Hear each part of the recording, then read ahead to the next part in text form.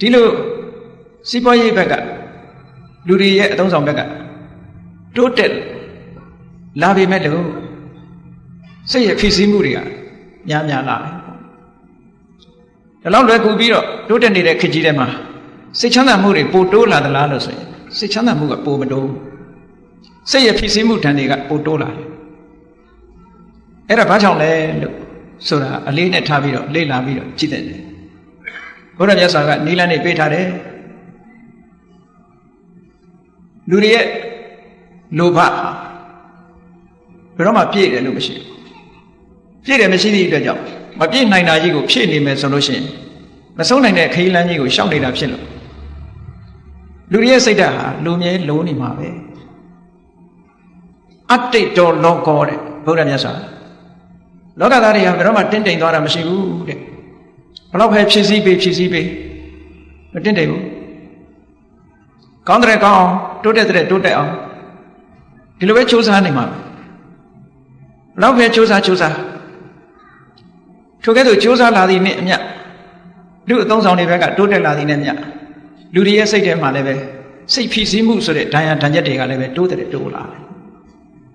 တကဘာလုံးနဲ့ခြုံကြည့်မယ်ဆိုရင်ဒီတိုင်းပဲမြင်ရမယ်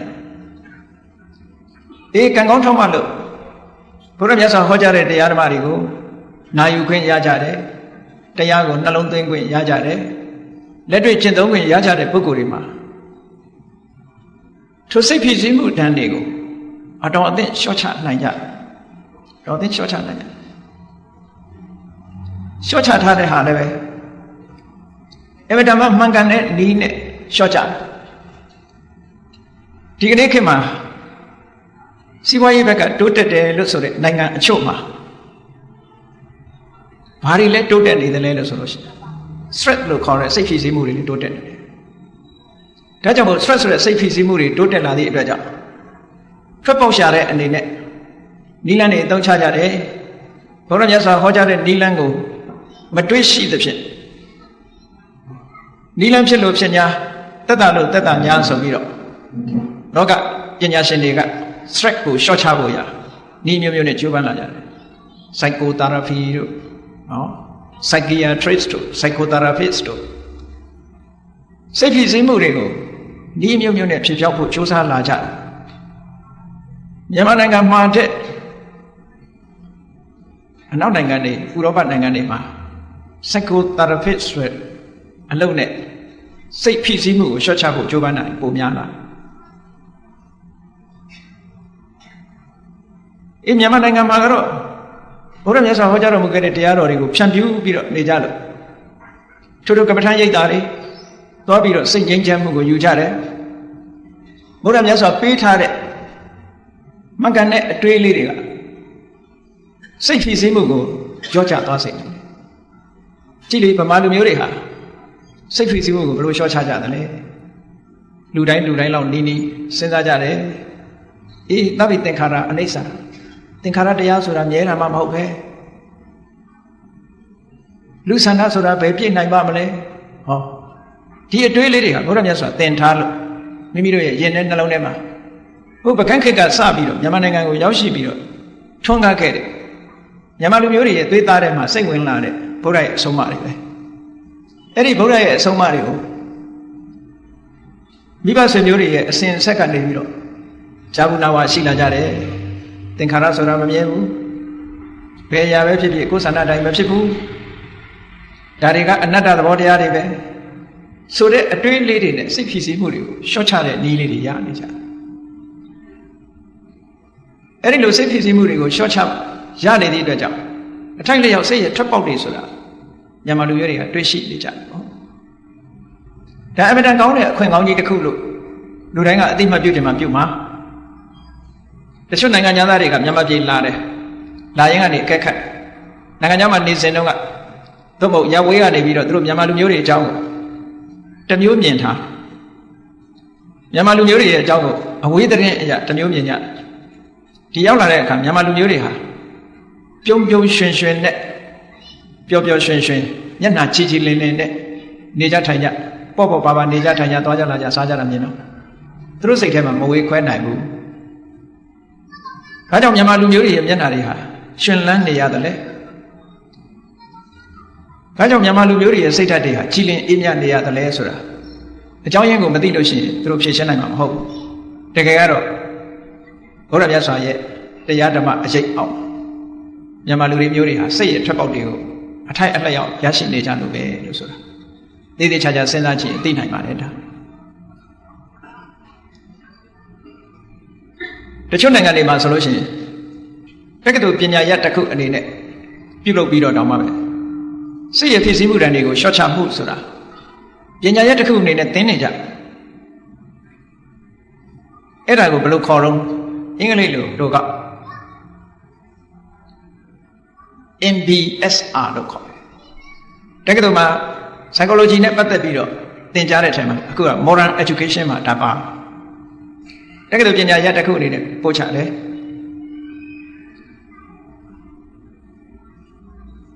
MBSR ဆိုတာ M ဆိုတာ mindfulness B ဆိုတာက based S ဆိုတာ stress R ဆိုတာ reduction mindfulness based stress reduction ဆိုတဲ့ဒီပညာတစ်ခုအခြေခံအပြင်ပြောမယ်ဆိုလို့ရှိရင်တတိတရားကိုအခြေခံပြီးတော့စိတ်ဖြစ်စည်းမှုကိုရှော့ချခြင်းဆိုတဲ့အဓိပ္ပာယ်ဒါမြန်မာနိုင်ငံမှာတတိပဋ္ဌာန်ကျင့်စဉ်ပဲဘုရားမြတ်စွာဟောထားတော်မူခဲ့တဲ့တတိပဋ္ဌာန်ကျင့်စဉ် mindfulness based ပဲတတိတရားကိုအခြေခံပြီးတော့စိတ်ရဖြစ်စည်းမှုတန်တွေကိုရှော့ချထားတယ်ဒါကြောင့်မို့မြန်မာလူမျိုးတွေဟာစိတ်ဆင်းရဲမှုတန်ကိုချာရှိမခံကြရဘူးထွက်ပေါက်ကလေးတွေရှိတယ်ပေါ့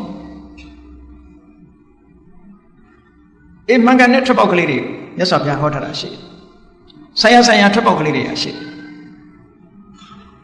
အမတန်ကြီးမားတဲ့အဆောက်အဦကြီးတစ်ခုလူတွေအများအပြားစုယုံရောက်ရှိနိုင်တဲ့အဆောက်အဦတစ်ခုစူပါမားကတ်ကြီးတို့လိုလေဆိပ်အဆောက်အဦကြီးတို့လိုဒီလိုကြီးမားတဲ့အဆောက်အဦကြီးတွေမှာ exit ဆိုတာလေးတွေရှိတယ်အေးလင်ညာနဲ့ခရီးသွားတဲ့ပုံကိုယ်တွေလည်းတွေ့ကြပါလိမ့်မယ်မတော်တဆအန္တရာယ်ကျုံလာလို့ရှိရင်ထွက်ပေါက်ဆိုတာ exit ဆိုတာလေးပြတယ်စိတ်ဓာတ်ရေးရနဲ့ပတ်သက်လာလို့ရှိရင်လည်းပဲစိတ်ဆိုတာအာယုံရဲ့ဖြစ်စည်းမှုတွေပေါ်မှာဆင်ញံသုံးသပ်မှုဖြစ်ပြောင်းနိုင်မှုထွက်ပေါက်မရဘူးဆိုလို့ရှိရင်စိတ်ဖြစ်စည်းမှုတွေများလာတတ်တယ်အဲ့ဒီလိုများတဲ့အခါမှာမှန်ကန်တဲ့ထွက်ပေါက်ကလေးတွေရအောင်ရှိဖို့လိုအပ်တယ်တဲ့အဲ့ဒါကြောင့်မလို့ဒီကနေ့စိတ်ရဲ့ထွက်ပေါက်များလို့ဆိုတယ်စိတ်ဆိုတဲ့နေရာမှာစိတ်ရဲ့ထွက်ပေါက်ဟာဘယ်မှာရှာရမှာတော့စိတ်မှာပဲပြန်ရှာအစာအုပ်ကြီးတစ်ခုရောက်နေတဲ့ပုဂ္ဂိုလ်ထိုအစာအုပ်တွေကထွက်ချင်လို့ရှိရင် exit ဆိုတာကိုရှာရအဲ့ဒီထွက်ပေါက်ကနေထွက်ရအဲ့ဒါလိုပဲစိတ်ဖြစ်စည်းမှုချစိတ်ထဲမှာအကျဉ်းချက်တွေဖြစ်ပေါ်နေတယ်ဖြစ်ပေါ်နေလို့ရှိရင်ဘယ်လိုလုပ်ပြီးဒီအကြက်တဲကထွက်မလဲလို့ဆိုတာစိတ်ထဲမှာပဲပြန်ရှာရပေါ့ဒါကြောင့်မလို့စိတ်ရဲ့ထွက်ပေါက်များဆိုတာဘုန်းကြီးတို့တွေလေ့ကျင့်ထားကြရမှာဖြစ်တယ်ပေါ့အဲ့ဒီလေ့ကျင့်ထားဖို့စိတ်ရဲ့ထွက်ပေါက်တွေနဲ့ပတ်သက်ပြီးမြတ်စွာဘုရားကနေတရဏိယဆိုတဲ့တုတ်မှာ6မျိုးဟောထားတာရှိတယ်စိတ်ဖြစ်စည်းလာလို့ရှိရင်ထွက်ပေါက်ရဖို့မှန်ကန်တဲ့နည်းနဲ့ထွက်ပေါက်ရဖို့မြတ်စွာဘုရားကလမ်းညွှန်ပေးထားတယ်အဲ့ဒီလမ်းညွှန်ချက်အတိုင်းလိုက်နာကျင့်ကြံကြိုးကိုအားထုတ်မယ်ဆိုလို့ရှိရင်မြည်သူမှစိတ်ထဲမှာပောက်ကွဲမှုတန်တွေကိုခံရမှာမဟုတ်ပါဘူး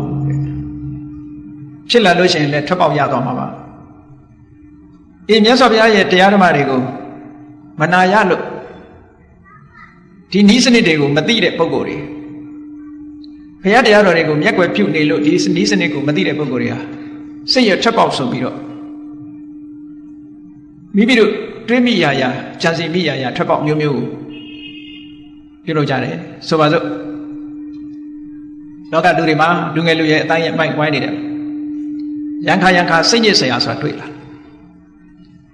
ရံခါစိတ်ညစ်စရာတွေ့လာတယ်ရံခါပျော်စရာတွေတွေ့လာတယ်ရံခါစိတ်ထဲမှာအလိုမကျတာတွေတွေ့လာတယ်ရံခါကြတော့မထိမ့်သိမ့်နိုင်တော့ဒေါသပေါက်ကွဲလာတာမျိုးတွေတွေ့တတ်တယ်အဲ့ဒါလို့စိတ်အချင်းအချက် emotion တွေများလာလို့ရှိရင်ထွက်ပေါက်ရှာမရတော့ဘာလို့ကြဒီကနေ့ခေတ်အချို့ပုဂ္ဂိုလ်တွေကစိတ်ကိုဖြစ်စည်းမှုတွေကိုထွက်ပေါက်ရှာတဲ့အနေနဲ့ဝိရစေဝါတွေအသုံးပြုကြတယ် အရက်သေးစားတွေတောက်စားကြတယ်အဲ့ဒီနည်းနဲ့ထွက်ပေါက်ရှာလိုက်ကြတယ်ဆိုလိုတာကပြဿနာစိတ်ထဲမှာဖြစ်လာရင်ထိုပြဿနာကိုမေ့ပစ်ဖို့ကြိုးစားမေ့ပစ်ဖို့ကြိုးစားတဲ့နေရာမှာအာယုတစ်ခုနဲ့လွှဲဖယ်ပြီးတော့အစားထိုးပြီးတော့တကယ်ဖြစ်စည်းနေတာကိုဖယ်ရှားပစ်ဖို့မကြိုးစားပဲနဲ့စိတ်ကိုခိတ္တခဏမေ့သွားအောင်တခြားနည်းလမ်းတွေနဲ့ထွက်ပေါက်ရှာကြအဲ့ဒီထွက်ပေါက်ဟာတကယ်အစစ်အမှန်ထွက်ပေါက်မဟုတ်သည့်အတွက်ကြောင့်ဒီထဲမှာပဲပြန်ဝဲလဲလာတကယ်ငြိမ်းချမ်းတဲ့အပြင်ကိုမရောက်မသွားပဲနဲ့အတွင်းထဲမှာတဝဲလဲလဲနဲ့ထွက်ပေါက်ရှာရင်နဲ့ဒုက္ခရောက်သွားကြအချင်းချက်တွေပုံများလာယတနာတစ်ခုကနေနှစ်ခုဖြစ်လာတယ်နှစ်ခုကနေသုံးခုဖြစ်လာတယ်ဒီကနေ့ထွက်ပေါက်ကိုမှန်မှန်ကန်ကန်ထွက်ပေါက်ကိုမရှာနိုင်ဘူးဆိုလို့ရှိရင်ဒီလိုပဲပြဿနာတက်တာ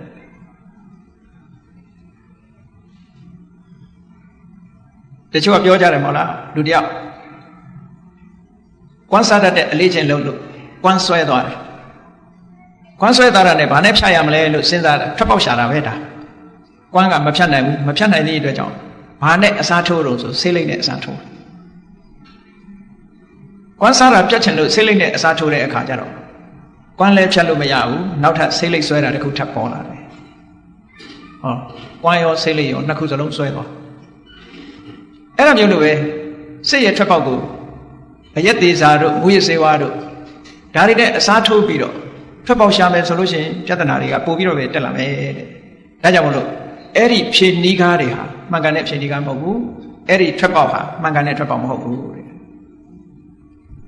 ရသော်ဘုရားဟောထားတဲ့ထွက်ပေါက်အလွန်သိမ်မွေ့ပြီးတော့အလွန်ထိရောက်တဲ့ထွက်ပေါက်ပဲအေးကောင်းပြီဘုန်းကြီးတို့တွေမှာရံပါရံခါစိတ်ထဲမှာအလိုမကျမှုဆိုတာဖြစ်တယ်ထို့အလိုမကျမှုကကြီးထွားလာလို့ရှင်ပေါက်ကွဲလာတယ်ဒေါသပေါ့ဒေါသဖြစ်လာတယ်ဗျာပါဒလို့ခေါ်တဲ့စိတ်ဟာငြိမ်းချမ်းတဲ့စိတ်ကလေးပျက်စီးလာဒေါသဖြစ်လာပြီဆိုလို့ရှိရင်လူရဲ့မျက်နှာဟာလည်းကြည်လင်ခြင်းမရှိတော့ဘူးပြုံးချိုခြင်းမရှိတော့ဘူးမျက်နှာအနေထားမှာပြောင်းလာအဲ့ဒါလို့စိတ်ရဲ့အလိုမကျတဲ့ဗျာပါဒတို့ဒေါသတို့ဖြစ်လာလို့ရှိရင်ထိုဒေါသကိုထွက်ပေါက်ရှာတာတချို့ကဘာတော့ကိုမကျေနပ်တဲ့ဟာတခြားနဲ့အစားထိုးသို့မဟုတ်မကျေနပ်တဲ့လူကိုတခုခုနဲ့အနိုင်ယူလိုက်တယ်အဲ့ဒီအနိုင်ယူလိုက်တာထွက်ပေါက်မဟုတ်ဘူး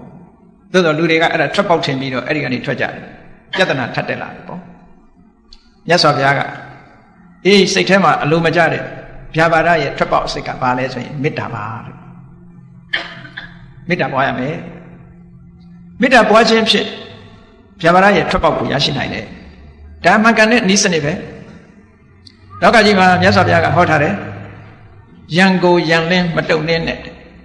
ရန်ကိုရန်နဲ့တုံလို့ရှိရင်ဘယ်တော့မှမငြိမ့်ဘူးတဲ့ဥပမာပေးထားတယ်မစင်အညစ်အကြေးတွေပေးနေတဲ့နေရာကိုရေနဲ့သာဆေးလို့ရတယ်ထို့မစင်အညစ်အကြေးနဲ့ဆေးကြောလို့မရဘူးပုတ်ပြီးတော့သာညစ်ထေးသွားမယ်ရေစင်ရေတန်းနဲ့ဆေးကြောမှသာလည်းပြောင်းနိုင်တယ်ထို့တူပဲဗျာပါဒလောက်ဆိုတဲ့အလုံးမကျတဲ့စိတ်ထဲမှာတင်းကျပ်လာတဲ့စိတ်ထဲမှာဖြစ်ပေါ်လာတဲ့ဒေါသဆိုတဲ့ emotion တစ်ခုဖြစ်ပြောင်းခြင်းတော့မေတ္တာဆိုတဲ့ထွက်ပေါက်ကသွားရမယ်တဲ့ဒါမေတ္တာစိတ်အလိုမကျနေတဲ့စိတ်ရဲ့မှန်ကန်တဲ့ထွက်ပေါက်တစ်ခုပါတဲ့ဒါကိုမြတ်စွာဘုရားကဟောတယ်ဘုရားမြတ်စွာဟောကြားတဲ့စကားလုံးတိုင်းပြောရလို့ရှိရင်နိတ္တရဏံဣတံဗျာပါဒတ္တယတိထံမေတ္တာစေတောဝိမု ക്തി စိတ်ရဲ့လွတ်မြောက်မှုလို့ဆိုတဲ့မေတ္တာဟာဗျာပါဒလို့ဆိုတဲ့စိတ်အလိုမကျမှုရဲ့ထွက်ပေါက်ဖြစ်ပါတယ်ဘုန်းကြီးတို့တွေဒေါသဆိုတဲ့စိတ်ထဲမှာအလိုမကျမှုဒုတိယကမုန်းတိမှုဆိုတာတွေအဲ့ဒီမုန်းတိမှုအလိုမကျမှုဆိုတာကိုယ်တဏ္ဍာမှာဖြစ်နေလို့ရှိရင်စိတ်နှလုံးကပူလောင်နေတာအဲ့ဒီပူလောင်မှုတွေကိုမလိုချင်ဘူးထာဝရအေးချမ်းနေတာကိုလိုချင်တယ်ဆိုလို့ရှိရင်မေတ္တာနဲ့အစားထိုးလိုက်ပါတဲ့မေတ္တာဟာတကယ်ထွက်ပေါက်ပါမေတ္တာနဲ့အစားထိုးလိုက်လို့ရှိရင်ဗျာပါဒကလုံးဝနှလုံးသားထဲကနေယက်တည်နိုင်စွာမရှိတော့ဘူးတဲ့ဒါကြောင့်မို့ဒီနည်းစနစ်ဟာအမတန်မှလွန်ခဲ့တဲ့နှစ်ပေါင်း2500ကမြတ်စွာဘုရားကဟောထားခဲ့တဲ့လက်တွေ့ကျင့်သုံးရမယ့်နည်းစနစ်တစ်ခုဖြစ်ပါတယ်အေးမေတ္တာဆိုတဲ့နေရာမှာမေတ္တာရဲ့စွမ်းရည်တတ္တိတွေကအဆင့်ဆင့်ရှိတယ်ဆိုတာကိုသတိထားဖို့တော့လိုတယ်ပေါ့ အရာထဲမှာပြောနေတဲ့တာမန်မေတ္တာတူမေတ္တာတူမှာဆိုတာအခြေခံမေတ္တာလေးအဆင့်နဲ့မကဘူးထိုအခြေခံမေတ္တာလည်းလိုအပ်ပါတယ်ထိုအခြေခံမေတ္တာတဲ့ပို့ပြီးတော့စွမ်းအားထက်တဲ့မေတ္တာဆိုတာလေ့ကျင့်ယူမှရတယ်ပေါ့မလေ့ကျင့်လို့ရှိရင်အာမကောင်းဒါလည်းမှန်တယ်လူခန္ဓာကိုယ်တန်ဆွမ်းဖို့အတွက်ဘာလို့ physical exercise လုပ်ရလဲ physical exercise လုပ်ရတယ်အပြေးသမားတွေပြေးရတယ်ဘောလုံးသမားတွေလေ့ကျင့်ရတယ် physical exercise လုပ်ရဘယ်ဟာပဲဖြစ်ဖြစ်လေ့ကျင့်ခံယူရထို့တူပဲမေတ္တာတွေစွမ်းအားထက်လောက်လေ့ကျင့်ခံယူဖို့လိုတယ်တဲ့မေတ္တာကိုပြိုးပြီးတဲ့အခါထိုမေတ္တာတွေဟာပို့ပြီးတော့ကိုယ်တဏ္ဍာမှာခိုင်မာတဲ့ခိုင်မာလာအောင်စွမ်းရည်တွေတက်လာအောင်လေ့ကျင့်ပြီးယူဖို့လိုတယ်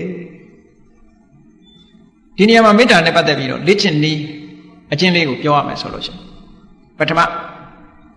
လေ့လာရမှာကမေတ္တာဆိုတဲ့သဘောတရားကိုလေ့လာခြင်းပြီဆိုလို့ရှိရင်ကိုယ်တဏ္ဍာမှာမေတ္တာဆိုတာကိုတွေ့အောင်ရှာဖို့လိုတယ်အရက်ထဲမှာတော့တဏှာရာဂနဲ့ချစ်တဲ့အချစ်ကိုမေတ္တာလို့အရက်ထဲမှာခေါ်နေတယ်အဲ့ဒါနဲ့လုံးဝမတူဘူးအဲ့ဒါနဲ့ရောထွေးသွားတတ်တယ်ဆိုလိုတာကရာဂနဲ့မေတ္တာရာဂနဲ့မေတ္တာဟာစင်စင်တူတယ်ဒုတိယကိုချစ်ခင်ပြီဆိုလို့ရှိရင်ဖေပါပေးခြင်းလားမေတ္တာကလည်းတတ္တဝါတွေပေါ်မှာဖေပါပေးတဲ့သဘောရှိတယ်အားလုံးပေါ်မှာအကျိုးလိုလားတဲ့သဘောရှိတော့သဘောချင်းကနီးနေတယ်နီးနေသည့်အတွက်ကြောင့်မေတ္တာစစ်ဖြစ်ဖို့ဆိုတာအမှန်တမ်းခရင်သွားမေတ္တာကိုဘာကနေဝင်ပြီးတော့အယောင်ဆောင်တတ်တယ်လို့ဆိုရင်ရာဂကမေတ္တာအယောင်ဝင်ပြီးတော့ဆောင်တတ်တယ်လှိစားမှုလို့ခေါ်တယ်ဒါကြောင့်မို့နိတ္တိအထက်ကထာဆိုတဲ့ကျမ်းမှာလှည့်စားမှုတွေနဲ့ပတ်သက်ပြီးတော့ရေးထားတာရှိအဲ့ဒါတွေကိုစုစည်းပြီးတော့မြန်မာနိုင်ငံမှာရွှေကျင်ကိုင်းကြီးကိုတည်ထောင်သွားတယ်မင်းတို့မင်းလက်ထက်ကရွှေကျင်ဆရာတော်ကြီးဆိုတာမန္တလေးတောင်မြောက်ဘက်မှာရွှေကျင်တိုက်ရှိတယ်အဲ့ဒီရွှေကျင်ဆရာတော်ကြီးရေးတဲ့စာအုပ်တော့ရှိတယ်ဝင်းစနာဓိပနီလှည့်စားမှုတွေကိုထင်ရှားပြတဲ့ကျမ်းအဲ့ဒီဝင်းစနာဓိပနီဆိုတာလှည့်စားမှုတွေကိုတရုပ်ဖော်ထားတာအစဆုံးဘာနဲ့တရုပ်ဖော်ထားတော့ဆိုရင်ကြည့်ရာဂောမေတ္တာယဝင်းစေတိအဲ့ဒီစကားလုံးလေးပါရာဂောမေတ္တာယဝင်းစေတိတဏှာရာဂသည်မေတ္တာရောင်ဆောင်ပြီးတော့လှည့်စားသွားတတ်တယ်အဲ့ဒါကြောင့်မို့လို့တဏှာနဲ့မေတ္တာကွဲအောင်အရင်ကြည့်ဖို့လိုတယ်မေတ္တာဆိုတာသူ့အကျိုးကိုလိုလားတဲ့စိတ်ဓာတ်တဏှာဆိုတာကိုယ့်အကျိုးကိုဦးစားပေးတာမေတ္တာဆိုတာဆွန့်လွတ်နိုင်တယ်တွေ့တာမနေဘူးတဏှာကမဆွန့်လွတ်နိုင်ဘူးအမှန်တမ်းကွာပြခြားနာမှုတွေရှိတယ်တဏှာချင်းနဲ့မေတ္တာချင်းတဏှာချက်ကပူလောင်တယ်မေတ္တာချက်ကအေးမြတယ်မေတ္တာဆိုတာအတွေ့အတာကင်းတယ်ကောင်းကျိုးချမ်းသာကိုလိုလားတဲ့စိတ်သဘောပဲမေတ္တာဆိုတာသူ့အတွက်တဏှာဆိုတာကိုယ့်အတွက်စဉ်းစားကြည့်လေလူတွေကဘယ်သူကိုခင်ပါတယ်ချစ်ပါတယ်နဲ့ပြောနေကြတကယ်ချစ်တာဟုတ်ကလားလို့ဆိုတကယ်ဆန်းစစ်ကြည့်လိုက်တဲ့အခါကျတော့သူ့ကိုချစ်တာမဟုတ်ဘူးသူ့မြင်နေရလို့ရှိရင်ကိုယ်စိတ်ချမ်းသာတယ်အဲ့စိတ်ချမ်းသာမှုလေးကိုချစ်တာဒါကိုလူတွေမျက်စိလဲသွားတယ်ကြည့်လေစဉ်းစားကြည့်အမေကသားသမီးကိုချစ်တယ်အဖေကသားသမီးကိုချစ်တယ်ဒီလိုပြောကြတယ်ကဲအမေချစ်တဲ့သားသမီးအဖေချစ်တဲ့သားသမီးကအမေစကားနားမထောင်ဘူးအဖေစကားနားမထောင်ဘူးဆိုလို့ရှိရင်နောက်ဆုံးကြတော့အမေအဖေကချစ်နိုင်မှာအောင်မလားအမေအဖေကဒီသားလေးဒီသမီးလေးကိုကြည့်ပြီးတော့သူ့ရဲ့စိတ်ကျေနပ်မှုကလေးရနေတာအဲ့ဒါကိုချစ်တာသူ့ရဲ့စိတ်ကျေနပ်မှုလေးကိုဖြတ်လို့ဖြတ်စီးလှုပ်လာပြီဆိုရင်သွားတော့သတင်းစာတွေကထည့်ပြီးတော့သားသမီးတွေအမွေပြတ်ကြော်ညာတာတွေမရှိဘူးလားရှိတယ်ဘာဖြစ်လို့အမွေပြတ်ကြော်ညာရတာလဲလို့ဆိုရင်သူ့ရဲ့ပီတိသောမနတဆိုတဲ့ခံစားချက်လေးကိုဖြတ်စည်းပြလို့တဲ့အတိပ္ပယ်ကဒါပဲဒီသားဒီသမီးကိုအာယုံပြုတ်ပြီးတော့ပီတိသောမနတလေး तू မရတော့မရသည့်အတွက်ကြောင့်မင်းမနေနဲ့တော့ပဲဒါပဲအဲ့တော့တဏှာချင်းနဲ့မေတ္တာချက်ကအလုံးကွာတယ်မေတ္တာချက်ဆိုတာဒါမျိုးမဟုတ်ဘူးကျိုးစီးပွားကိုလိုလားတယ်ကောင်းစားစေခြင်းနဲ့ကြီးပွားစေခြင်းနဲ့သို့တော့တွေ့တာမနေဘူးကိုယ့်အတွက်မစင်စားဘူးသူ့အတွက်တစ်ဖက်သက်စဉ်းစားတယ်ဟောမေတ္တာဒီရဲ့ရှင်းအောင်ပြောရမယ်ဆိုလို့ရှိရင်မေတ္တာဆိုတာမိတ်ဆွေရဲ့စိတ်ဓာတ်ကိုခေါ်တာပါဒီစကားလုံးလေးဖြစ်လာတာကိုအကြည့်မိတ္တတအေတာမေတ္တာမိတ္တတမိတ်ဆွေတငယ်ချင်းရဲ့အေတာဥစ္စာဖြစ်တဲ့စိတ်သဘောထားပဲမေတ္တာမိတ်ဆွေတငယ်ချင်းရဲ့စိတ်သဘောထားစိတ်နေစိတ်ထားအဲ့ဒါဟာမေတ္တာပဲအေးစဉ်းစားကြည့်လို့ရှိရင်လူတိုင်းမှာမိတ်ဆွေသင်္ကားတွေရှိကြတယ်အပေါင်းအသင်းတငယ်ချင်းတွေရှိကြတယ်တငယ်ချင်းနဲ့စကားပြောရင် ပြောတယ်တကယ်ချင်းနဲ့တွေ့ရရင်ပြောတယ်တကယ်ချင်းနဲ့နေချင်းတယ်တကယ်ချင်းရဲ့အကျိုးစီးပွားကိုလိုလားတယ်ဟောအဲ့ဒီစိတ်ဓာတ်မျိုးလေးတွေဟာမေတ္တာလို့ခေါ်တာပဲအဲ့ဒီမေတ္တာသည်ခုနကတဏှာရာဂဆိုတဲ့အချက်နဲ့မတူဘူးတဲ့ကောင်းပြီမေတ္တာဆိုတဲ့သဘောတရားဟာအာရောဒအမုန်းကင်းစင်တဲ့သဘောတရားကောင်းကျိုးချမ်းသာကိုလိုလားတဲ့ကြီးပွားစေခြင်းတဲ့သဘောတရားလေးပဲအဲ့ဒီသဘောတရားလေးဟာမေတ္တာကိုလေ့ကျင့်ကံလုပ်တဲ့အနည်းတစ်ခုတာမန်ကုသိုလ်ရာယုံပို့တဲ့မေတ္တာမျိုးမဟုတ်ဘူးတာမန်ကုသိုလ်ရာယုံပို့တဲ့မေတ္တာကတော့သဗ္ဗိတ္တအဝေရာဟောတုနဲ့ဆိုတာပေါ့ဘုရားရှိခိုးရင်လည်းမေတ္တာပို့တာပဲလေတတ္တဝါတွေချမ်းသာကြပါစေအဲ့ဒီဟာမျိုးကိုပြောတာမဟုတ်ဘူးမေတ္တာလေ့ကျင့်ကံဝင်ပြီဆိုတာ meditation အလုပ်ကိုလုပ်အောင်မှာပြောတာ meditation ပုံစံနဲ့မေတ္တာကိုအာယုံနဲ့လေ့ကျင့်အာယုံဆိုတာဘာလဲတတ္တဝါမိတ်ဆွေတငယ်ချင်းတက်ရှိတတ္တဝါနဲ့လေ့ကျင့်ရမယ်တည်သွားတဲ့လူနဲ့မလေ့ကျင့်လို့မရဘူးဒီဘဝမှာလက်ရှိရှိနေတဲ့ပုဂ္ဂိုလ်နဲ့လေ့ကျင့်ရမယ်ကောင်းပြီလေ့ကျင့်မယ်ဆိုလို့ရှိရင်ပုဂ္ဂိုလ်ရွေးချယ်ရလိမ့်မယ်နံပါတ်1အသက်ရှင်စေပုဂ္ဂိုလ်တည်တဲ့ပုဂ္ဂိုလ်နှစ်ဦးရှိတယ်ထင်မယ်တည်တဲ့ပုဂ္ဂိုလ်မရွေးနဲ့ဘယ်တော့မှမအောင်ဘူးတည်သွားပြီးတဲ့ပုဂ္ဂိုလ်ပေါ်မှာမေတ္တာမပို့နဲ့မေတ္တာလေ့ကျင့်ပြီးတော့တို့ယူခြင်းတယ်ဆိုလို့ရှိရင်တည်တဲ့ပုဂ္ဂိုလ်ဖယ်ထားလိုက်လက်ရှိအသက်ထင်ရှားရှိတဲ့ပုဂ္ဂိုလ်ကိုရွေးပါအဲ့ဒါလို့ရွေးတဲ့အခါမှာလည်းပဲလူကို3မျိုးလောက်ခွဲလိုက်3မျိုးလောက်ခွဲလိုက်တဦးကကိုယ်နဲ့အမတန်ခင်မြင်ရင်းနှီးတဲ့ပုဂ္ဂိုလ်ဟောတာတဦးဟိုတဦးကခင်လည်းမခင်မုန်းလည်းမမုန်းတဲ့တာမန်ပုဂ္ဂိုလ်နောက်တဦးကမုန်းတဲ့ကိုရန်သူနော်3မျိုးခွဲလိုက်ပုဂ္ဂိုလ်3စားရှိလူတိုင်းဟာဒီလို3စားရှိနေမှာပဲအများအားဖြင့်ဒါရေပုံရအဖြစ်ပြောတဲ့စကားပေါ့အဲ့ဒီထက်မှာဘယ်ပုဂ္ဂိုလ်ကိုရွေးရမလဲမေတ္တာစပြီးတော့ပြောတော့မယ်ဆိုလို့ရှိရင်ကိုယ်နဲ့ခင်လည်းမခင်မုန်းလည်းမမုန်းတဲ့ပုဂ္ဂိုလ်ကိုသွားရွေးမယ်ဆိုရင်မေတ္တာပြောဖို့ခက်လိမ့်မယ်ဘာဖြစ်လို့လဲဆိုတော့သူ့ပေါ်မှာခင်မခင်တာကိုအဲ့တော့သူ့ကိုရွေးလို့မဖြစ်ဘူးပထမအနေနဲ့ရန်သူကိုရွေးမလားဆိုဟာရန်သူသွားရွေးရင်တော့ဒေါသဖြစ်မှာပဲမေတ္တာပြောလို့မရဘူးဒါကြောင့်မို့ရန်သူကိုလည်းမရွေးနဲ့အဲ့တော့ပိယပုဂ္ဂလဆိုတာကိုခင်မင်ချစ်ခင်တဲ့ပုဂ္ဂိုလ်ရွေးလိုက်ပါတဲ့ဒါမေတ္တာပို့တော်မယ်ဆိုအဲ့ဒါကစအဲ့ဒီပုဂ္ဂိုလ်ရွေးဒီရွေးတဲ့နေရာမှာလည်းပဲနောက်တစ်ခုတတိထားစရာလိန်တူကိုပဲရွေးရမယ်တဲ့လိန်ခွဲကိုသွားမရွေးရဘူးဆိုလိုတာကမေတ္တာပို့မဲ့ပုဂ္ဂိုလ်ဒီအမျိုးသားဆိုရင်အမျိုးသားတန်ငယ်ချင်းတွေကရွေးအမျိုးသမီးဆိုရင်အမျိုးသမီးတွေကရွေးအမျိုးသားကအမျိုးသမီးကိုသွားရွေးမယ်အမျိုးသမီးကအမျိုးသားကိုသွားရွေးမယ်အမျိုးသားကအမျိုးသမီးကိုရွေးမယ်လိန်မတူတာကိုသွားရွေးလို့ရှိရင်မေတ္တာဖြစ်မဲ့အစားတဏှာရာဂတွေဖြစ်တာတတ်တယ်အန္တရာယ်ရှိတယ်ပေါ့ဒါကြောင့်အဲ့ဒါလိုမရွေးရဘူးအမျိုးသားဆိုရင်အမျိုးသားချစ်ခင်တဲ့ပုဂ္ဂိုလ်ရွေးအမျိုးသမီးဆိုရင်အမျိုးသမီးတွေကချစ်ခင်တဲ့ပုဂ္ဂိုလ်ရွေးတဲ့အဲ့ဒါလိုရွေးပြီးတော့စိတ်ဓာတ်ကိုလေ့ကျင့်ပေးရမယ်မေတ္တာစိတ်ကိုလေ့ကျင့်ပေးရမယ်အဲ့ဒီလေ့ကျင့်တော့မယ်ဆိုလို့ရှိရင်အစပထမဘာလုပ်ဖို့လိုလဲနှိုင်းရှင်မှုဟာအမှန်တမ်းအရေးကြီးတယ်မြန်မာလူပြောရင်ဗမာလူမျိုးတွေပြောတဲ့စကားကိုချင်းစာတရားဆိုတာမရှိဘူးလားရှိတယ်ကိုချင်းစာတရားထားတတ်ဖို့အတွက်ကိုအရင်ဆုံးကိုစဉ်းစားလိုက်ပါမေတ္တာပို့လိုက်ပါကိုမေတ္တာပို့တာကတော့ဒါကဘာဝနာအတွက်မဟုတ်ဘူးလေ့ကျင့်တာမဟုတ်ဘူးလွယ်အောင်လို့ပြင်ဆင်လိုက်တဲ့သဘောပဲဆိုပါစို့မေတ္တာပို့တဲ့အခါမှာချမ်းသာပါစေလို့ပြောချင်တာလားသို့မဟုတ်ကျမ်းမာပါစေလို့ပြောချင်တာလားသို့မဟုတ်အဆင်ပြေပါစေလို့ပြောချင်တာလားတစ်ခုခုပဲကိုကြိုက်တဲ့ဟာနဲ့ပြောလို့ရတယ်ကျမ်းမာပါစေလို့ပြောချမ်းသာပါစေလို့ပြော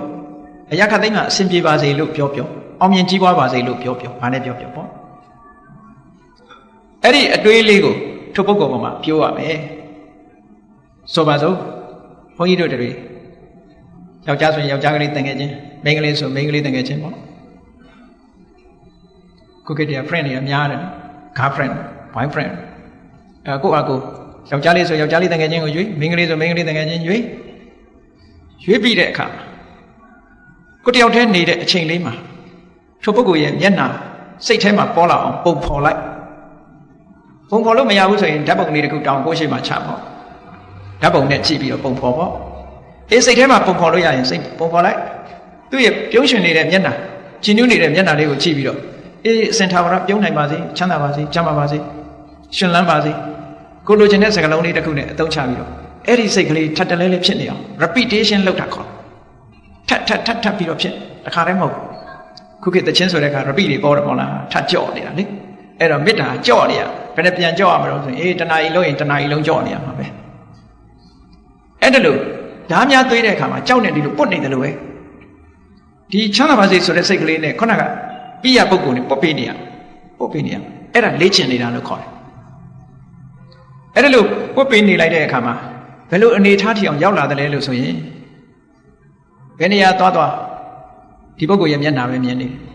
်မျက်စိတွေကဒီပုဂ္ဂိုလ်မျက်နှာမထွက်အိပ်မပြောသေးခင်သူ့မျက်နှာပဲမြင်နေတယ်တခြားအသိမမြင်စိတ်ကအဲ့ဒီပုံမှာပဲစိတ်ဟာငြိမ်ကြလာပေါ့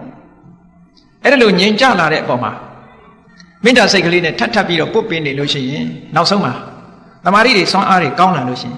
ဇန်တောင်ရလာတယ်အေးဗမာတွေကဇန်ဆိုရင်ကောင်းကင်ပြန်တာကြီးပဲအောင်းမိတယ်ဒါကောင်းကင်ပြန်တာကိုပြောတာမဟုတ်ဘူးဇန်ရတယ်ဆိုတာအဲ့ဒီအာယုံလေးပေါ်ကိုအမြဲတမ်းစူးစိုက်ပြီးတော့နေနိုင်တဲ့စွမ်းအားတတ္တိလေးရလာတာပြောတာနော်ပထမဇန်ဆိုတဲ့စွမ်းရည်တတ္တိကိုလိုချင်တဲ့အချိန်လေးရလာမယ်ဇန်ဆိုတာဘာကိုပြောတာလဲလို့ဆိုရင်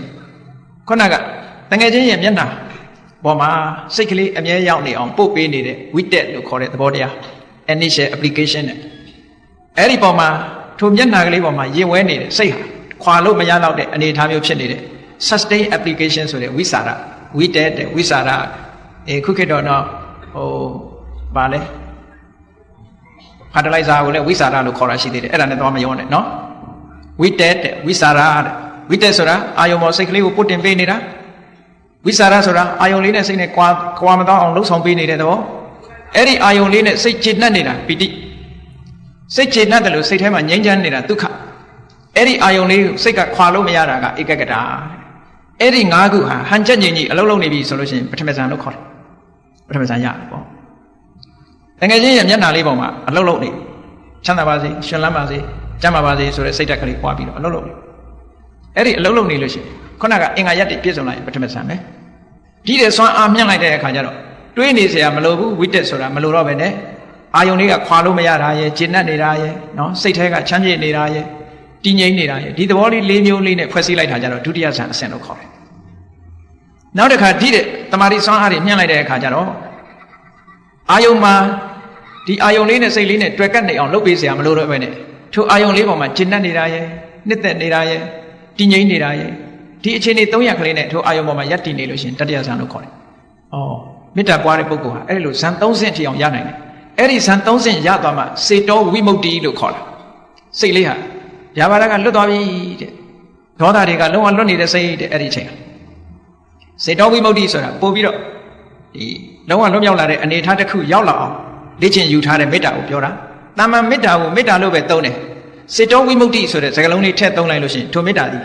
ီဇန်အခြေအနေထိအောင်ရောက်နေတဲ့မေတ္တာမျိုးလို့ဒီလိုပြောတာကဲကောင်းပြီပိယပုဂ္ဂလလို့ခေါ်တဲ့ကိုချစ်ခင်နဲ့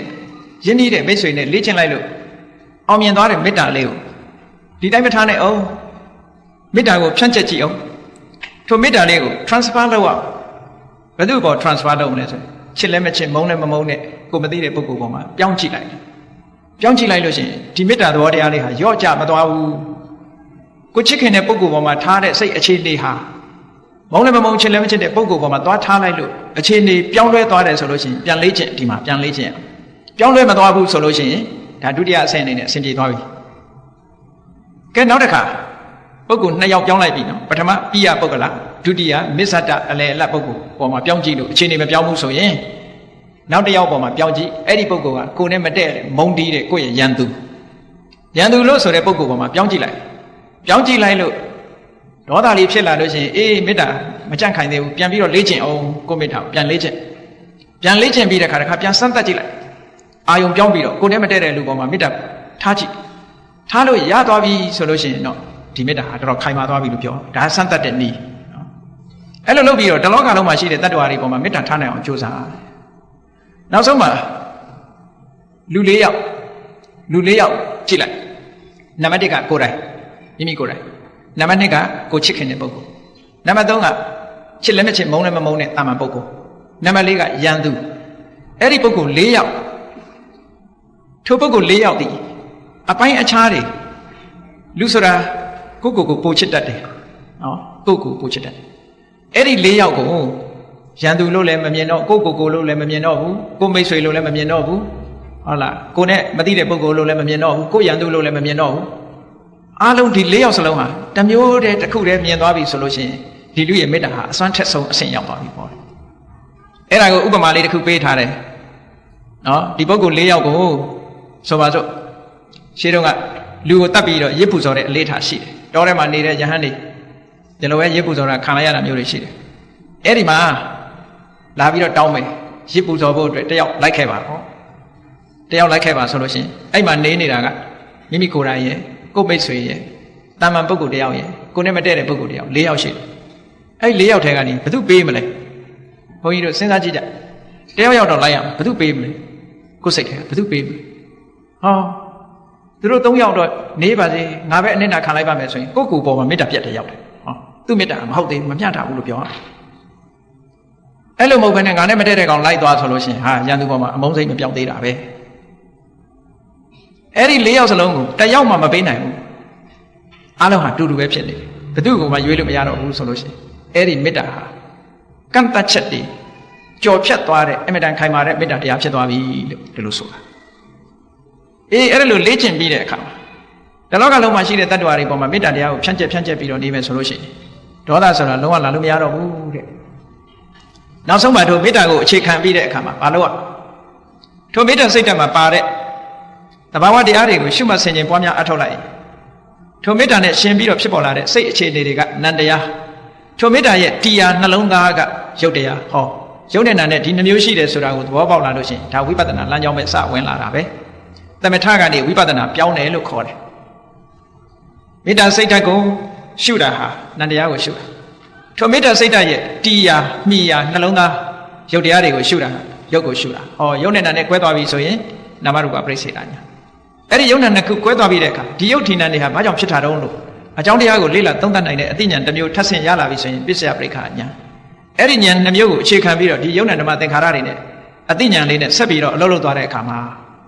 မမြဲတဲ့သဘောတွေတွေ့လာတယ်ဖြစ်ပြီးပြတ်သွားတဲ့သဘောတွေတွေ့တယ်ဖြစ်ပြမှုတွေကအမြဲတမ်းနှိမ့်ဆက်နေတဲ့ဒုက္ခသဘောတွေတွေ့လာတယ်မဖြစ်ရအောင်မပြတ်ရအောင်ကိုယ်မှာစွမ်းရင်တတ္တိတွေမရှိဘူးဆိုတာသိလာတယ်ကိုယ်ဆန္ဒအတိုင်းမဖြစ်ဘူးဆိုတာသိလာတယ်အနတ္တသဘောတွေပေါ်လာတယ်အဲ့ဒါလို့မေတ္တာနဲ့ပတ်သက်ပြီးတော့ယုတ်တရားနတ်တရားတွေပေါ်မှာအနိစ္စလို့လည်းရှုနိုင်လာတယ်ဒုက္ခလို့ရှုနိုင်လာတယ်အနတ္တလို့ရှုနိုင်လာတယ်သမထနာညာအဲ့ဒီကနေပြီးတော့ဆက်လက်ပြီးဖြစ်တာပြတ်တာလေးကြီးပဲအာယုံစိုက်မိလာတဲ့အခါကျတော့ဥရိယဗျညာ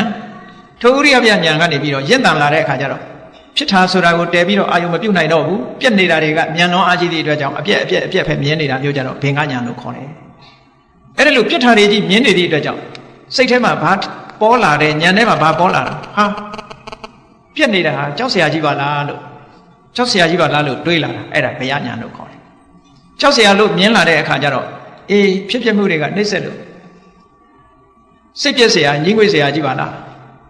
းအပြစ်တွေကိုမြင်လာတယ်ပြက်နေတဲ့အရာကြီးဟာတွေ့တာเสียမကောင်းဘူးလို့အပြစ်တွေကိုမြင်လာရင်အာဓိနဝညာအပြစ်တွေမြင်လာတဲ့အခါကျတော့မလိုချင်တော့ဘူးညှင်းငွေလာတယ်စွန့်လွတ်ချင်လာတယ်ညှင်းငွေလာတယ်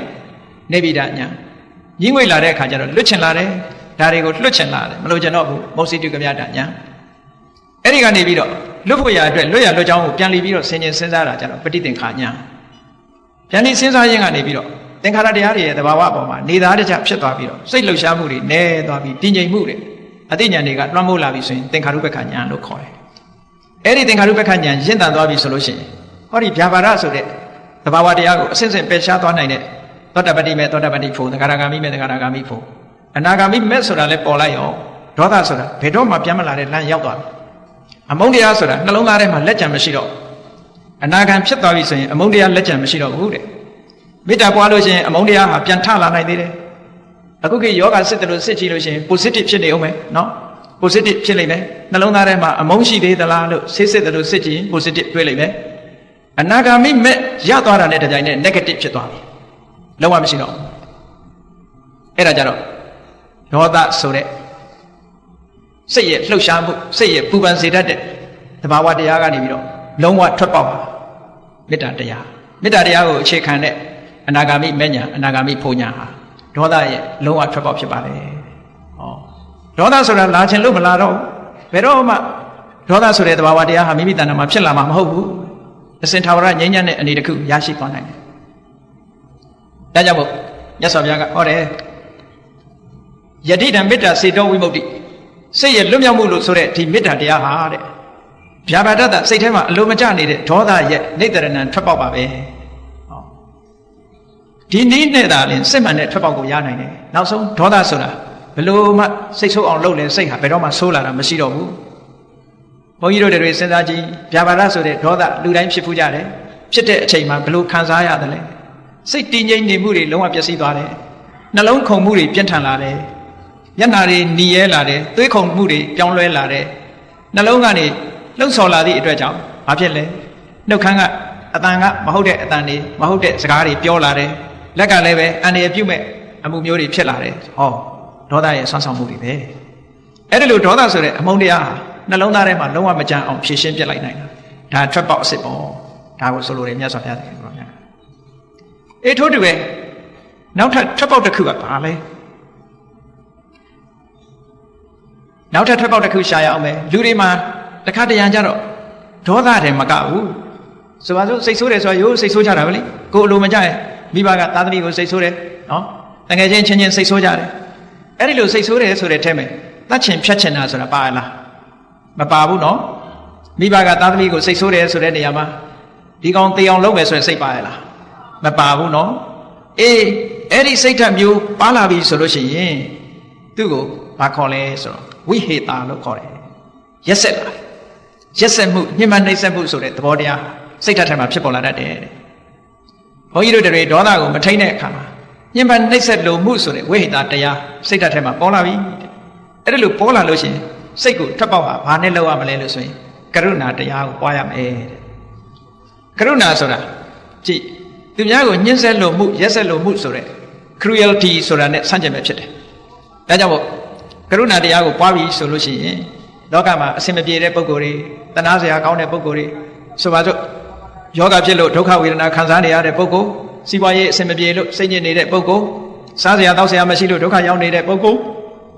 နေစရာမရှိလို့အတိဒုက္ခရောက်နေတဲ့ပုဂ္ဂိုလ်လောကမှာအစင်မပြေတဲ့ဒုက္ခရောက်နေတဲ့ပုဂ္ဂိုလ်တွေဟာဒါတနာစရာပုဂ္ဂိုလ်ပဲအဲ့ဒါလို့တနာစရာပုဂ္ဂိုလ်ကိုရွေးချယ်ပြီးတော့ဒုက္ခမௌစန္တုအခြေအနေဆိုးတွေကသူ့လွတ်မြောက်ပါစေမကောင်းတဲ့အခြေအနေတွေဆင်းရဲဒုက္ခတွေကလွတ်မြောက်ပါစေဆိုတဲ့စိတ်ဓာတ်ကလေးနဲ့အဲ့ဒါလို့ဒုက္ခရောက်နေတဲ့ပုဂ္ဂိုလ်နဲ့ဒီစိတ်ကိုလေ့ကျင့်ယူရမယ်လေ့ကျင့်လို့ရှိရင်ခုနကမေတ္တာလေ့ကျင့်တယ်လို့လေ့ကျင့်လို့အောင်မြင်လာပြီဆိုလို့ရှိရင်ခုနကဝိဟေတာဆိုတဲ့တရားညှင်းဆဲလိုမှုရက်ဆက်တယ်ဆိုတဲ့သဘောတရားသူ့တဏ္ဍာမှာလုံးဝမရှိတော့အောင်လွတ်မြောက်သွားနိုင်ပါတယ်ဒါလည်းထွက်ပေါက်တစ်ခုပဲနောက်တစ်ခုကဘာတော့ဆိုရင်လောကလူတွေဟာကိုယ်နဲ့ပြိုင်ဘက်ဖြစ်စေကိုယ်အိမ်နီးနားချင်းဖြစ်စေကိုယ်အတိတဲကဖြစ်စေမသိတဲ့ပုဂ္ဂိုလ်ပဲဖြစ်စေကြီးပွားတိုးတက်ပြီးတော့ကိုယ့်ရဲ့တာသွားလို့ရှိရင်ဝမ်းသာနိုင်ခဲ့တယ်ပေါ့ဝမ်းမသာချဘူးဝမ်းမသာနိုင်တာဘာကြောင့်ဝမ်းမသာတာတော့ဆိုရင်အိတ်သာလို့ခေါ်တဲ့ jealousy ကြောင့်ဝမ်းမသာတာအဲ့ဒီ jealousy ဆိုတဲ့သဘောတရားဟာသူတစ်ပါးအောင်မြင်မှုနဲ့ပတ်သက်ပြီးစိတ်ထဲမှာပျော်မွေ့မှုမရှိဘူးပျော်မွေ့မှုမရှိဘူးအဲ့ဒါလည်းစိတ်ရဲ့ emotion တစ်ခုပဲအဲ့ဒါဖြစ်လာပြီဆိုလို့ရှိရင် jealousy တွေဖြစ်တယ်ထို jealousy တွေလွှမ်းမိုးလာတဲ့ပုဂ္ဂိုလ်တယောက်ဟာသူများကိုတော့အန္တရာယ်ပြုတတ်တယ်တခါတော့ကကြားဖို့ပါလိမ့်မယ်အမေရိကန်နိုင်ငံမှာအမျိုးသမီးချန်ပီယံတွေကစကိတ်စီးတဲ့အမျိုးသမီးချန်ပီယံဒီအားကစားမှာသူကထူးချွန်လို့တရဖူဆောင်းထားတဲ့ပုဂ္ဂိုလ်နောက်ထပ်အမျိုးသမီးအားကစားတယောက်ပေါ်လာတယ်စကိတ်စီးပြိုင်ပွဲသူနဲ့ရှင်ပြိုင်လာလိုက်သူ့ရဲ့စုကိုလူတော့မယ်သူ့နေရာကိုယူတော့မယ်ဆိုတာမခံနိုင်ဘူးမကြည့်နိုင်ဘူးဒါကြောင့်မို့လူစိုးကိုပတ်စံပေးပြီးငှားပြီးအဲ့ဒီအမျိုးသမီးခြေထောက်ကိုရိုက်ချိုးခိုင်းတယ်ဒါလောကမှာတကယ်ဖြစ်ခဲ့တာ true story တကယ်အစစ်မှန်ဖြစ်ခဲ့အဲ့ဒါမျိုးကဘာကြောင့်ဖြစ်တာတော့ဆိုလို့ jealousy ခေါ်တယ်ပေါ့အေးအဲ့လို jealousy ဖြစ်လာတာကောင်းလားဆိုကောင်းအလွန်ဆိုးတယ်သူများရဲ့အောင်မြင်မှုနဲ့ပတ်သက်ပြီးတော့မခံနိုင်တဲ့သဘောအဲ့ဒီမခံနိုင်တဲ့ emotion stress လို့ခေါ်တဲ့စိတ်ရဲ့ဖြစ်စည်းမှုပေါ်လာလို့ရှိရင်ဘာနဲ့ထွက်ပေါက်ရှာရမလဲလို့ဆိုရင်မုဒိတာဆိုတာဝမ်းသာနိုင်အောင်ကြိုးစားရမယ်မုဒိတာတရားပွားများခြင်းဖြင့်ထွက်ပေါက်ရှာရမယ်အေးမုဒိတာတရားပွားများခြင်းလို့ရှိရင်အောင်မြင်ကြီးပွားနေတဲ့ပုဂ္ဂိုလ်တွေကိုကြည့်ပြီးယထာလတ္ထတံပတ္တိတောမာဝိခိသန္တုရထားတဲ့စိစိတ်အခြေအနေတွေကအောင်မြင်မှုတွေကနေဘယ်တော့မှဆုတ်ယုတ်မသွားပါစေနဲ့ထာဝရပျော်နိုင်ကြပါစေထာဝရရွှင်နိုင်ကြပါစေရရှိထားတဲ့အခြေအနေကောင်းတွေကဆုတ်ယုတ်ပျက်စီးမသွားကြပါစေနဲ့ဟောအဲ့ဒီပုဂ္ဂိုလ်နဲ့ပတ်သက်ပြီးဒီစိတ်ဓာတ်လေးကိုလေ့ကျင့်ပေးရမယ်လေ့ကျင့်ပေးလို့ရှိရင်ခုနပြောတဲ့သူများစိစိတ်နဲ့ပတ်သက်ပြီးတော့အကောင်းမပြောနိုင်တဲ့အရတိဆိုတဲ့မပြောမွေးတဲ့စိတ်ရဲ့ဆန့်ကျင်နေတဲ့သဘောတရားတစ်ခုရဲ့ထွက်ပေါက်ရပါမှာဖြစ်ပါတယ်ဒါမုဒိတာထွက်ပေါက် နောက်တစ်ခုကဘာလဲလို့ဆိုလို့ရှိရင်လူတွေမှာချစ်ချင်းမုန်းချင်းဆိုတာရှိတယ်ချစ်ရင်ချစ်မယ်မချစ်ရင်မုန်းမယ်ချစ်ချင်းမုန်းချင်းဆိုတာအစွန်းနှစ်ခုပဲစိတ်ဓာတ်မှာ balance မဖြစ်လို့အစွန်းနှစ်ခုရောက်နေတဲ့စိတ်ဓာတ်အဲ့ဒီအစွန်းထွက်နေတဲ့စိတ်ဓာတ်ကလွတ်မြောက်ခြင်းလို့ရှိရင်ဘာလုပ်ရမလဲဆိုရင်ဥပိ္ပခပွားနိုင်ရမယ်ဥပိ္ပခဆိုတာဘယ်လိုပွားတာလဲတပ္ပိတတ္တာကမ္မတကအေးတတ္တဝါဆိုတာသူကံနဲ့သူလာတာစဉ်းစားပြီးတော့ချစ်ချင်းကိုလည်းရှော့မယ်မုန်းချင်းကိုလည်းရှော့ချစ်ချင်းမုန်းချင်းထုံနှမျိုးလုံးမပါဘဲနဲ့တည်ငြိမ်တဲ့သဘာဝတရားတစ်ခုကိုဥပိ္ပခလို့ခေါ်တယ်အေးဒီကနေ့အရာထဲမှာတော့ဥပိ္ပခဆိုတာကိုမတဲ့လို့မခေါ်တဲ့ပုဂ္ဂိုလ်ဥပိ္ပခလို့ဥပိ္ပခရှုတယ်လို့ပြောနေကြတယ်အဲ့ဒီအဓိပ္ပာယ်မဟုတ်ဘူးဥပိ္ပခကအလွန်မမြတ်တယ်ချစ်ချင်းမုန်းချင်းဆိုတဲ့အစွန်းဘက်ကိုမရှိစေဘဲနဲ့တိမှတ်တည်ငြိမ်တဲ့သဘောထားဒါကြောင့်မလို့ equanimity လို့အင်္ဂလိပ်လိုပြန် equanimity ဆိုတာစိတ်ရဲ့တည်ငြိမ်မှုပဲအဲ့ဒီတည်ငြိမ်မှုကစိတ်မတည်ငြိမ်တဲ့ emotion လို့ဆိုတဲ့ရာဂတို့ဒေါသတို့ရဲ့ထွက်ပေါက်ပဲရာဂရဲ့ထွက်ပေါက်ဒါကြောင့်မို့မြတ်စွာဘုရားကဥပိ္ပခဆိုတဲ့စေတောဝိမု ക്തി ဟာရာဂရဲ့ထွက်ပေါက်ပါဟောဒီလိုဟောထားတာရှိဒါကြောင့်မို့အဲ့ဒါကိုလည်းပဲလေ့ကျင့်ပွားများခြင်းဖြင့်မိမိတို့ရဲ့မှန်ကန်တဲ့ထွက်ပေါက်တစ်ခုကိုရရှိနိုင်တာဖြစ်တယ်နောက်တစ်ခုကတော့ဝိပဿနာကျင့်စဉ်နဲ့ပတ်သက်လာတယ်ဘုန်းကြီးတို့တွေမှာအရာခတ်သိမ်းကိုကြည့်လိုက်တာနဲ့တပြိုင်နက်ကိုပဲဖြစ်စေကိုယ့်ရဲ့ပတ်ဝန်းကျင်ကိုပဲဖြစ်စေနိစ္စထာဝရလို့ထင်နေကြတယ်ရဲတယ်ဆိုတဲ့အတွေးကြီးတွေရှိနေကြတယ်ဝိပဿနာတရားကိုကျင့်ကြံကြိုးကုပ်အထုတ်လိုက်ပြီဆိုလို့ရှိရင်စက္ကန့်မလတ်ပြောင်းလဲနေတဲ့သဘောတရားတွေပြောင်းလဲပျက်စီးနေတဲ့အရာတွေကိုတွေ့မြင်လာပြီဆိုလို့ရှိရင်ခုနကမြဲတယ်ဆိုတဲ့အတွေးတွေကိုရှော့ချနိုင်သွားတယ်ပေါ့အဲ့ဒီမြဲတယ်ဆိုတဲ့ဟာကိုနိစ္စနမိတ်မြဲတယ်လို့ယူဆနိုင်တဲ့အရေးအယောင်ဟာတခုမှမရှိဘူးဝိပဿနာဉာဏ်ရင့်တန်လာတဲ့ဘလဝဝိပဿနာအကောင်းတဲ့ဝိပဿနာတရားတစ်ခုဟာခုနတုန်းကမြဲတယ်လို့ထင်တဲ့အရေးအယောင်တွေကိုဖြင်းဖြင်းယူဆနေတဲ့စိတ်ရဲ့ထွက်ပေါက်တစ်ခုပဲဝိပဿနာတရားကိုကျင့်ကြံကြိုးကုပ်အထုတ်ခြင်းဖြင့်မြဲတယ်ဆိုတဲ့အရေးအယောင်တွေကိုဖယ်ရှားပြစ်နိုင်ပြီးတော့စင်ထာဝရမမြဲဘူးဆိုတဲ့အမှန်အကန်ကိုမြင်လာနိုင်ပါတယ်ဒါကအလွန်အဆင့်မြင့်တဲ့ထွက်ပေါက်တစ်ခုပါအဲ့ဒီထွက်ပေါက်ရထားပြီဆိုလို့ရှိရင်တောကဆိုတာနည်းသွားမယ်တွေ့တာမှုတွေဆိုတာရှော့ချနိုင်လာမယ်ဒီလိုနောက်ဆုံးထွက်ပေါက်တစ်ခုကတော့ဘာလဲလို့ဆိုလို့ရှိရင်ငါဆိုတဲ့မာနပဲ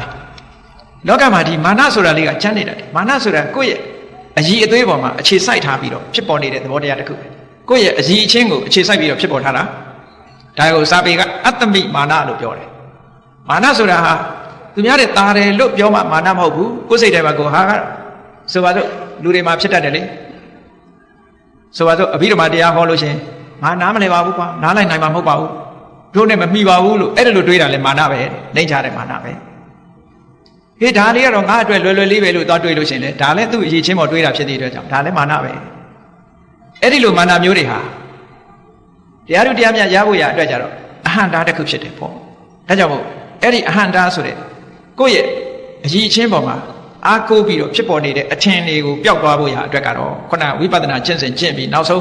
းယဟန္တာပုဂ္ဂိုလ်ဘဝရောက်သွားလို့ရတ္တမေရတ္တဖို့ရသွားပြီဆိုလို့ရှိရင်တော့ခုနကပြောတဲ့ကိုယ့်ရဲ့အရေးအသွေးပေါ်မှာအထင်ရောက်တဲ့မာနတရားဟာလုံးဝရှင်းသွားပါလိမ့်မယ်အဲ့ဒါကမာနတရားရဲ့ထွက်ပေါက်ပါဟောအဲ့ဒါလို့မြတ်စွာဘုရားသခင်ကိုရောမြတ်ကနေတရဏဓာတုတုတ်မှာစိတ်ရဲ့ထွက်ပေါက်များဆိုပြီးတော့ဟောထားတာရှိပါတယ်ဒီထွက်ပေါက်များနေတာလည်းတကယ်စိတ်မှန်တဲ့ထွက်ပေါက်များဖြစ်တဲ့အတွက်ကြောင့်ထွက်ပေါက်များဖြစ်တယ်ဒုတရားများဟာလက်တွေ့လေးလာကျင့်သုံးနိုင်မယ်ဆိုရင်ဒီထွက်ပေါက်တွေဟာကိုယ်ကိုယ်တိုင်သိရှိနိုင်တဲ့ထွက်ပေါက်မျိုးတွေဖြစ်တယ်ဒါကြောင့်မို့တရားချစ်ခင်သူတော်စင်ပြိဿအပေါင်းတို့ဒီဘုရားမြတ်စွာဟောကြားတော်မူခဲ့တဲ့စိတ်ရဲ့ထွက်ပေါက်များကိုလက်တွေ့ချအသုံးချပြီးတော့မိမိတို့ရဲ့စိတ်ထဲမှာအကျဉ်းအကျပ်တွေ့လာတဲ့ဒေါသဆိုတဲ့ emotion တွေနော်ဝိဟိတဆိုတဲ့ emotion တွေအရတိမပြောင်းမွေ့နိုင်တဲ့ emotion တွေရာဂဆိုတဲ့တတ်မဲ့တဲ့ emotion တွေသင်္ခါရတရားတွေနဲ့ပတ်သက်ပြီးတော့မြဲတယ်ဆိုတဲ့အထင်နမိတ်တွေကိုထင်းနေတဲ့အည်အသွေးပေါ်မှာအခြေပြုပြီးတော့ထားတဲ့မာနတွေအဲ့ဒီ emotion တရားတွေရဲ့ထွက်ပေါက်ကိုတကယ်လုံးဝလွတ်မြောက်နိုင်တဲ့ထွက်ပေါက်တွေဟာမေတ္တာတို့ကရုဏာတို့မုဒိတာတို့ဥပေက္ခတို့ဝိပဿနာနဲ့အရဟတမေဉာဏ်များတာဖြစ်တယ်လို့ဘုရားမြတ်စွာဟောကြားတော်မူခဲ့တာဖြစ်ပါတယ်ဒါကြောင့်မို့တရားချက်ခင်သူတော်စင်ပြိဿတို့သည်အစစ်အစစ်မိမိတို့တဏ္ဍာမှာလေ့ကျင့်ယူခြင်းဖြင့်အဆိုပါတရားတွေဟာလူတိုင်းနဲ့သက်ဆိုင်ပြီးတော့ရနိုင်တဲ့တရားတွေဖြစ်တဲ့အကြောင်းကိုယ်တိုင်သိရှိနားလည်ပြီးတော့မိမိတို့မှာထွက်ပေါက်ကိုမှန်ကန်တဲ့နိလန်းနဲ့ရအောင်ရှာခြင်းဖြင့်ထာဝရငြိမ်းတဲ့အငြိမ့်တက်ကိုကိုယ်စီကိုယ်ငှမျက်မှောက်ပြုနိုင်ကြပါစေကုန်သတည်